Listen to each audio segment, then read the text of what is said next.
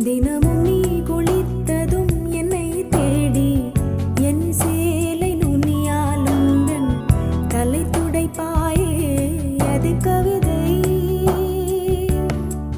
திரு